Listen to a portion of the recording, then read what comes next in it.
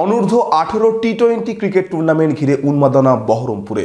12 December থেকে শুরু হয়েছে 12 দলীয় টি-20 ক্রিকেট টুর্নামেন্ট।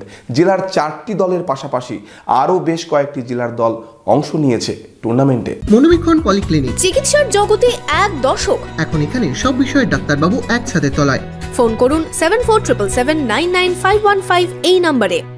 অল বেঙ্গল অনূর্ধ্ব 18 টি-20 ক্রিকেট টুর্নামেন্ট বহরমপুরে স্বেচ্ছাসেবী সংস্থার পক্ষ থেকে গত বছর থেকে শুরু হয়েছে তিমির বরণ ঘোষ চ্যাম্পিয়ন ও Gayatri Devi Agarwal runners trophy cricket tournament. এবার 12 ডিসেম্বর থেকে বহরমপুর এফইউসি ময়দানে শুরু হয়েছে 12টি দলের অংশগ্রহণে ক্রিকেট টুর্নামেন্ট।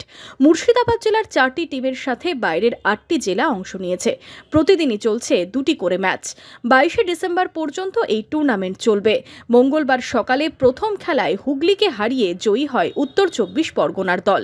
অল বেঙ্গল অনূর্ধ্ব 18 লিগ কাম নকআউট টি-20 ক্রিকেট টুর্নামেন্ট চলছে। এখানে জলপাইগুড়ি, মালদা, হুগলি, কলকাতা, নদিয়া, উত্তর 24 পরগনা এইরকম মোট বাইরের 8টি দল এবং মুর্শিদাবাদ জেলার 4টি দল। মুর্শিদাবাদ জেলার 4টি দল লালগোলা, ভগবানগোলা, বহরমপুর এফইউসি এবং ওয়াইএমএ। খেলাটা শুরু হয়েছে 12 ডিসেম্বর থেকে এবং ফাইনাল খেলা হবে 22 তারিখ।